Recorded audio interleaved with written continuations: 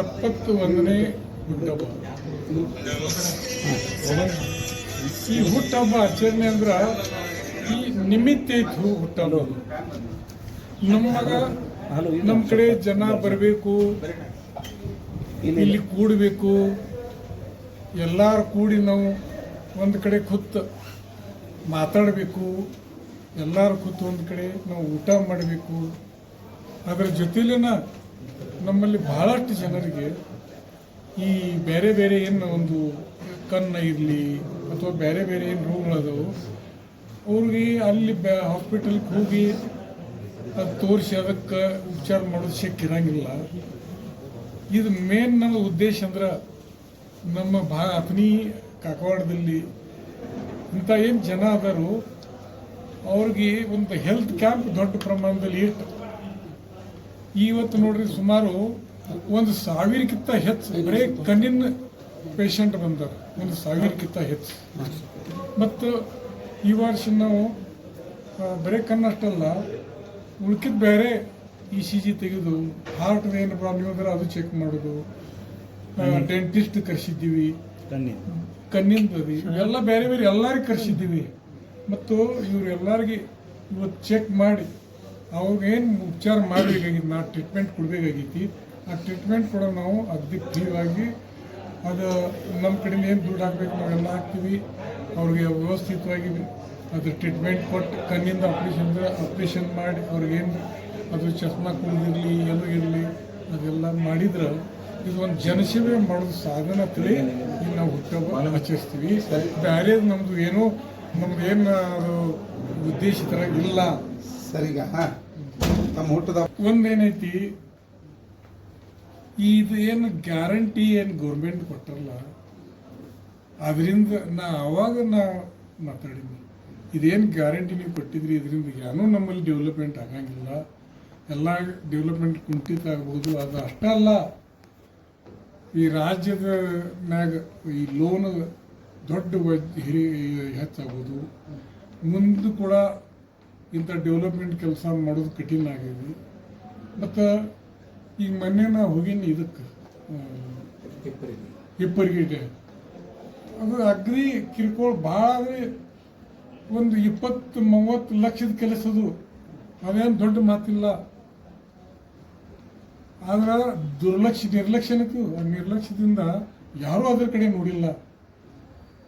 ಮತ್ತು ಇನ್ನೂ ತನಕ ಅದು ಏನಾಯಿತು, ಯಾಕಾಯಿತು, ಯಾವ್ದ್ರಿಂದಾಯ್ತು, ಯಾರು ದುರ್ಲಕ್ಷ್ಯ ಆಯಿತು ಅದ್ರ ಮ್ಯಾಗ ಆ್ಯಕ್ಷನ್ ಕೂಡ ಯಾರೂ ತಗೊಳಕ್ ತಯಾರಿಲ್ಲ, ಮಾತಾಡ್ಲಕ್ಕೆ ಕೂಡ ತಯಾರಿಲ್ಲ. ಅದು ಎಷ್ಟು ದೊಡ್ಡ ಪ್ರಮಾಣದಾಗ ನಾಳೆ ಅನಾಹುತ ಆಗೋದೈತಿ, ಯಾರು ತಲೆಗೈತಿ ಇಲ್ಲೋ ಇದು ತಿಳಿವತ್ತು.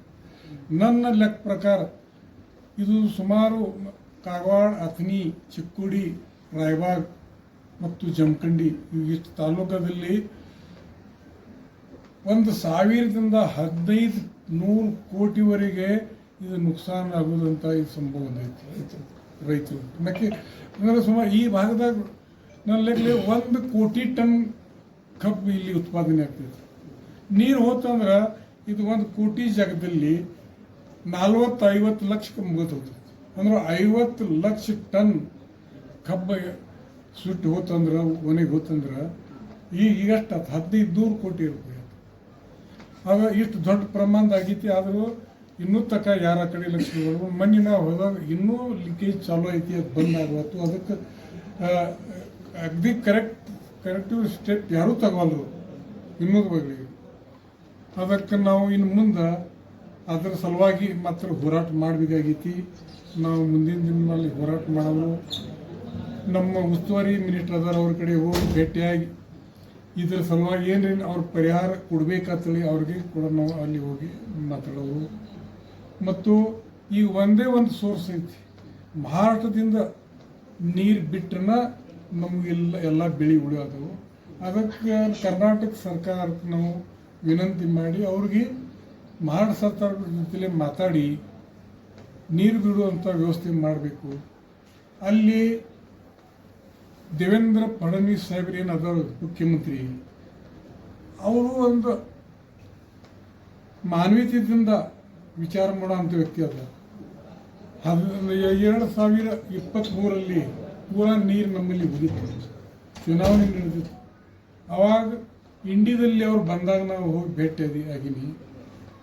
ಅವ್ರಿಗೆ ಸಮಸ್ಯೆ ಹೇಳಿದಾಗ ಅವ್ರು ತಾಬಡ್ತು ಬಂದರು, ಶ್ರೀಮಂತ್ ಪಾಟೀಲ್ರ ಇವತ್ತು ನಾ ಇಲ್ಲಿ ಹಾಲ್ಟ್ ಅದೀನಿ ವಿಜಯಪುರದಲ್ಲಿ, ನಾಳೆ ಮುಂಬೈಗೆ ಹೋಗ್ತೀನೋ, ನಾಳೆ ಹೋದ್ರಪ್ಲೆ ಆರ್ಡರ್ ಮಾಡಿ ಗೇಟ್ ತೆಗಿಲಕ್ಕೆ ಹಚ್ತೀನಿ ಅಂತಿದ್ರು. ಆ ಪ್ರಕಾರ ಗೇಟ್ ತೆಗೆದ್ರು, 1.5 TMC ನೀರು ಬತ್ತು. ಅವಾಗ ನಮಗೆಲ್ಲ ಬೆಳೆ ಕೂಡ ಹೋದು. ಈಗಾದರೂ ಕೂಡ ಸರ್ಕಾರ ಕೂಡ ಅದರಲ್ಲಿ ಭಾಗವಹಿಸಬೇಕು.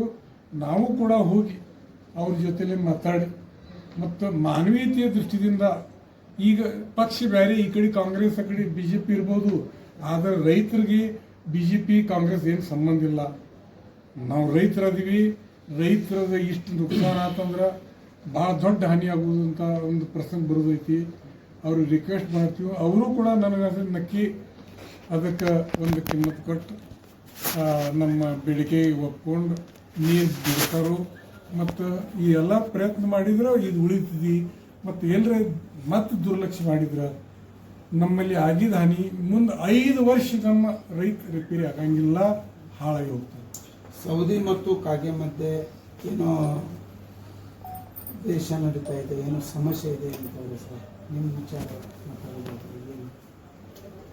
ಎಲ್ಲೋ ಜಾರಕಿಹೊಳಿ ಆಪ್ತರು ಕೂಡಿ ಶ್ರೀಮಂತ್ ಪಾಟೀಲ್ ಅವರಿಗೆ ಮತ್ತು ರಾಜು ಕಾಗೆ ಅವರಿಗೆ ಒಮ್ಮತ ಮಾಡಿಸಿದ್ರು. ಈ ರೀತಿ ಈಗ ಚರ್ಚೆ ಆಗಿದೆ. ನಾ ಏನು ರಾಜಕಾರಣ ನಡೆದೈತಿ ಆ ಬಗ್ಗೆ ಯಾಕೆ ಮಾತಾಡೋಂಗಿಲ್ಲ ಅಂದ್ರೆ ಅದ್ರ ವಿಷಯ ಭಾಳ ಮುಂದೆ ಹೋಗ್ತೈತಿ. ಅದಕ್ಕೆ ಎಲ್ಲ ಜನರಿಗೆ ಗುರುತಾಗಿತ್ತು. ಈಗ ಏನು ನಡೆದೈತಿ, ಡೆವಲಪ್ಮೆಂಟ್ ಇರಲಿ ಅಥವಾ ಬೇರೆ ಯಾವುದೂ ವ್ಯವಸ್ಥೆ ಇರಲಿ, ಎಲ್ಲರಿಗೂ ಗುರುತಿದ್ದದ್ದು ಮಾತೈತಿ. ನಾವು ಏನು ಮಾತಾಡೋದು ಬಿಡೋದಿಲ್ಲ. ಶ್ರೀಮಂತ್ ಪಾಟೀಲ್ ಗುರುತಾಗಿದ್ದ ಮಾತು ನಾವು ಮಾತಾಡಿ ಏನು. ಶ್ರೀಮಂತ್ ಪಾಟೀಲ್ ಅವರು ಇತ್ತೀಚಿನ ದಿನಗಳಲ್ಲಿ ರಾಜು ಕಾಗೆ ವಿರುದ್ಧ ಆಯಿತು, ಅಭಿವೃದ್ಧಿ ವಿಚಾರವಾಗಿ ಮಾತಾಡ್ತಾ ಇಲ್ಲ ಅನ್ನೋದಾದ್ರೆ ಸರ್, ಎಲ್ಲೋ ಜಾರಕಿಹೊಳಿ, ಸತೀಶ್ ಜಾರಕಿಹೊಳಿ ಅವರು ಒಳ ಒಪ್ಪಂದ ಏನಾದರೂ ಮಾಡಿಸಿದ್ರ ಅನ್ನುವಂಥ ವದಂತಿ ಸರ್. ಏನು ನಾವು ಒಪ್ಪಂದ ಮಾಡ್ಲಕ್ಕೆ ಏನು ಮಾಡೋದೈತಿ?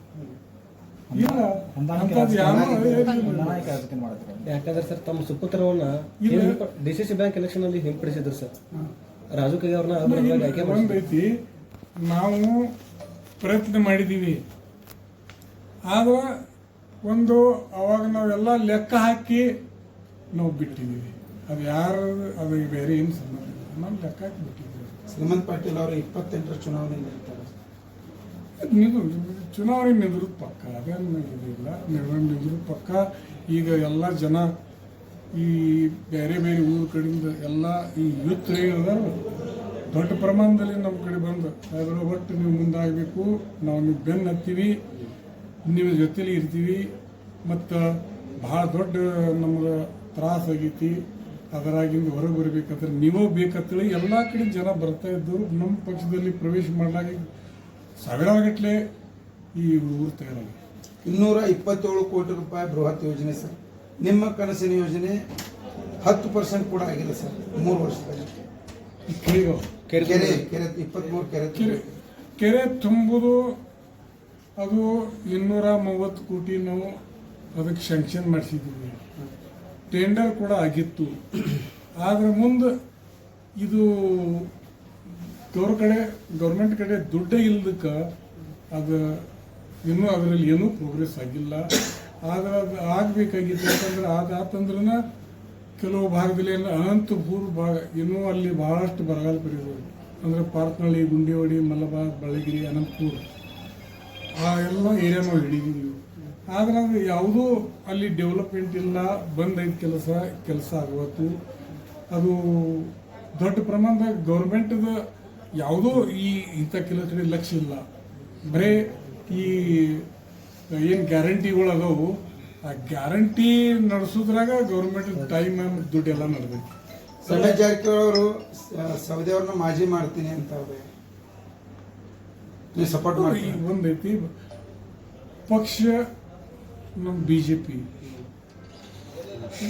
ರಮೇಶ್ ಸೌಕರ್ BJP ಮತ್ತು ಈ ಜಗತ್ತಿನಲ್ಲಿ ನಮ್ಮ ಪಕ್ಷ ಗೆಲುವು ಮಾಡಬೇಕು. ನಮ್ಮ